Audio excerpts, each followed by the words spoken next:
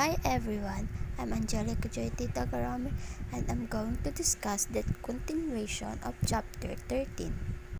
Other taxable income from operation not subject to final tax.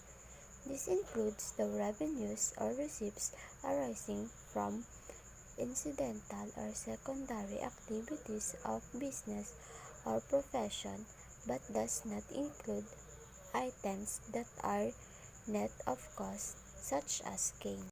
This is the illustration of the department store industry. Department stores usually do not own the goods they are selling. They are owned by the consignors called principals. Principal delivered requested goods at list price 1,000 pesos but with a suggesting selling price na 900 pesos and offer store 8% discounts. Let us assume that the department store sold the goods for 1,050 pesos, then store will pay the principals only 828 pesos, computed as 100% subtract to 8% multiplied to 900 pesos. The department store earns 222 pesos or 1,050 pesos subtract to 828 pesos as commission income. Here is the solution. In primary income, there have a commission income, other operating income, display allowance, gondola rental, listing fee, and in other operating income, they have fines. Here are the other examples. The non-operating income. First, gains from dealings in properties. Second, distribution from a general professional partnership except co-ownership and taxable estates or trust. Third, casual active income. And the last, passive income or those not connected to the primary or secondary activities of the business, such as interest income on advances of employee and investment income subject to regular tax. In first illustration, basic, Mr. Lagawe, a manufacturer of a goods under the basis of debt to claim optional standard deduction from manufacturing. Mr. Lagawe also leased a portion of his building to the other businesses. The OSD shall be computed as follow. Gross of sales na 3,800,000 pesos less the rental income and interest for customers' notes na may 400,000 pesos. The total of sales, revenues, receipts, and fees shall be 4,200,000 pesos multiplied by OSD rate na may 40%. The optional standard deduction will be 1,680,000 pesos. The net income of Mr. Lagawe shall be presented in the income tax note as follows. Net sales, revenues, receipts, and fees of 3,800,000 subtract the rental income and interest from customers' notes na may 100,000 pesos is equals to 400,000 pesos. Total sales, revenues, receipts, fees will be 4,200,000 pesos less the cost of sales of services. The gross income from business profession will be 4,200,000 pesos. Add non-operating income na interest income, bond investment na 15,000 pesos plus gain of sales equipment na may 20,000 pesos. The non-operating income will be 35,000 pesos plus gross income from business profession. The gross income will be 4,235,000 pesos less the optional standard deduction na may 1,680,000 pesos. The net income will be 2,555,000 pesos. Illustration 2. Comprehensive. The following relates to Mr. Agra Raman, an audit practitioner and accredited CPA service provider of mandatory deduction, have 300,000 pesos billings for service rendered during the year. Audit na may 4,500,000 pesos. Add to continuing professional education CPE seminars na may 200,000 pesos. The total will be 4,700,000 pesos. And the collection during the year from past year audit fee billings na may 500,000 pesos. Current year audit fee billings na may 3,500,000 pesos. CPA seminars na may 150,000 pesos. Interest on bank deposit na may 34,000 pesos. And loss of used equipment na may 150,000 pesos. The total will be 4,334,000 pesos. And this is the solution in accrual basis of accounting. And this is the solution of cash basis of accounting. The rules on determination of OSD for corporators' gross income. Under the NIRC, gross are restrictively defined as gross sales less sales return, discounts and allowances and cost of sales, or gross receipts less sales returns, discounts and allowances and cost of services.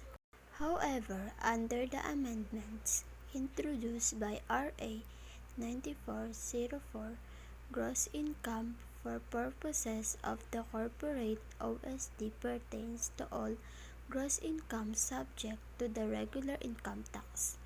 There is no distinction between gross income from operations and gross income from non-operating sources.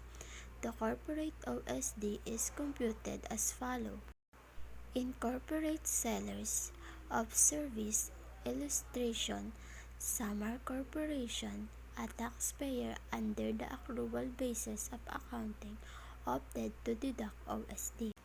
The OSD shall be computed as follows. Gross sales of net returns, allowances and discounts have for 3,850,000. Subtract to cost of sales na may 2,500,000. The gross income from operations will be 1,350,000. Add to gain on sale of building na may 500,000 pesos. The total gross income will be 1,850,000. Multiply to OSD rate na may 40%. The optional standard deduction will be 740,000 pesos. The taxable net income of the corporation shall be computed and presented in the income tax return as follows. Net sales revenues received and fees have 3,850,000 less to cost of sales may 2,500,000 pesos. The gross income from operations will be 1,350,000 pesos. Add to other taxable income not subject to final tax na 500,000 pesos. The total gross income will be 1,850,000 pesos. Subtract the optional standard deduction na may 740,000 pesos. The taxable net income will be 1,110,000 pesos. The illustration of corporate sellers of service. Village Realty Corporation, less of commercial spaces, opted to claim optional standard deduction. In accrual basis of accounting, The OSD shall be computed as follows. And the cash basis of accounting shall be computed as follows. Note: under the cash basis, the gross receipts include accrued income. Similarly, the cost of services also exclude accrued direct expenses. What is constitute cost of services? Cost of services includes all direct cost expenses necessary to provide the service required by the customers, such as salaries and employees' benefits of personnel, consultants, and specialists directly rendering the service.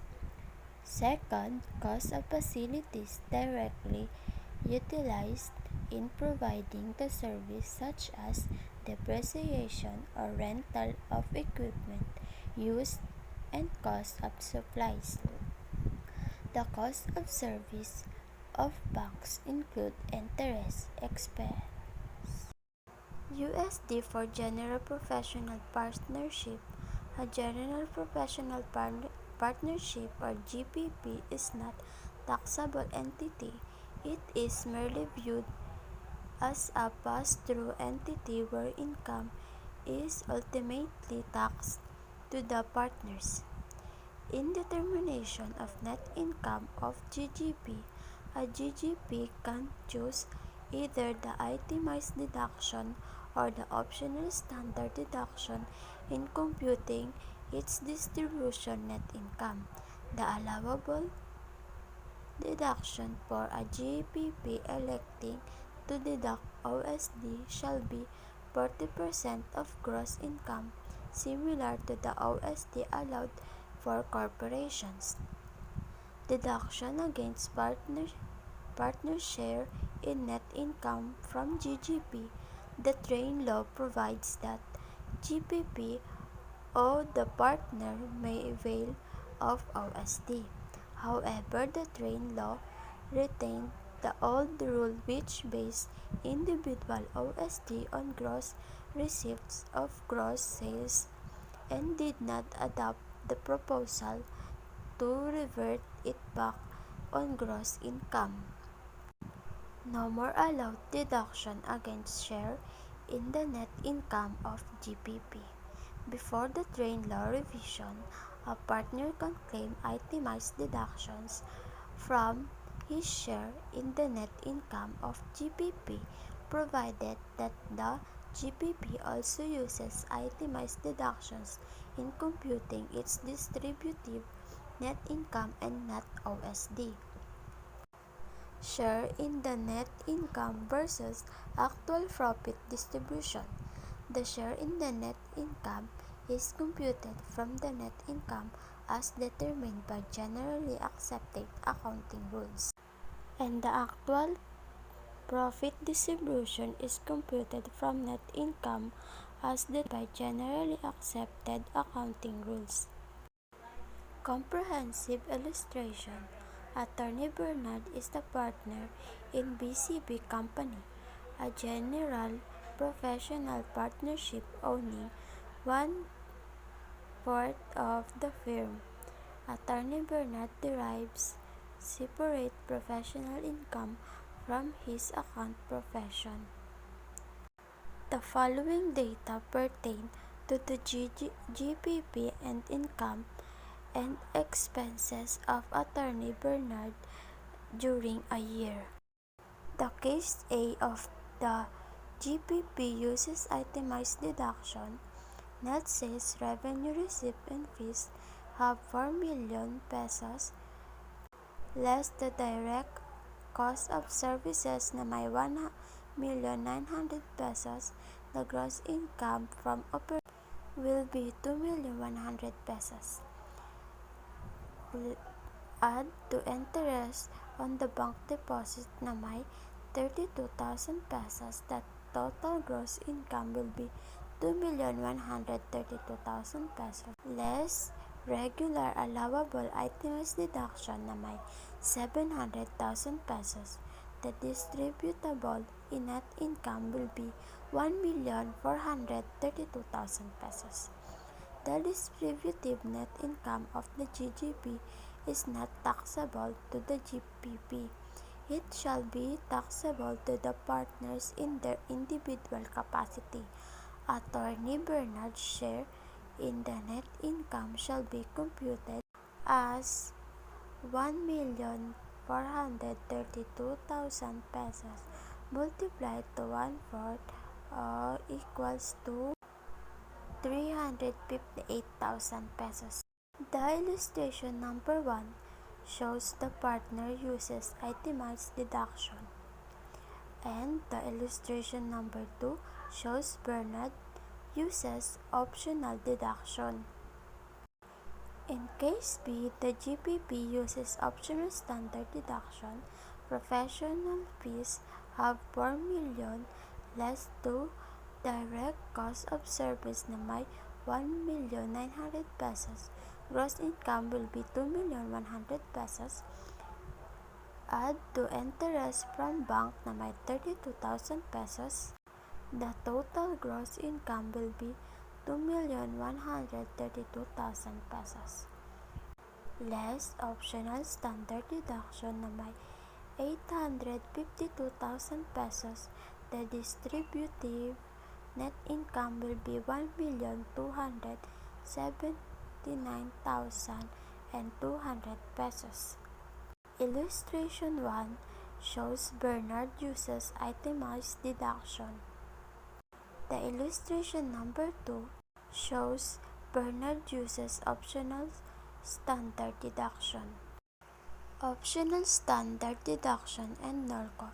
NORCO cannot be claimed simultaneously by OSD because NORCO is an item of deduction while OSD is a proxy for all itemized deduction.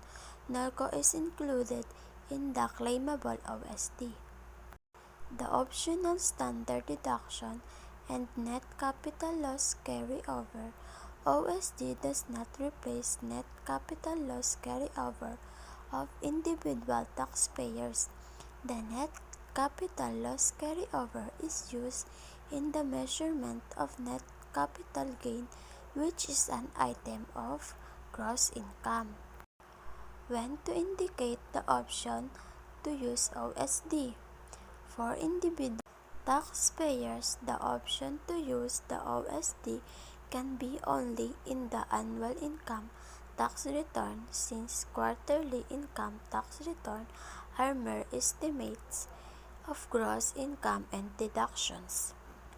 For corporation taxpayers, the option is used for the taxable year must be indicated in the first quarter return and shall be applied to all subsequent quarters and in the annual return.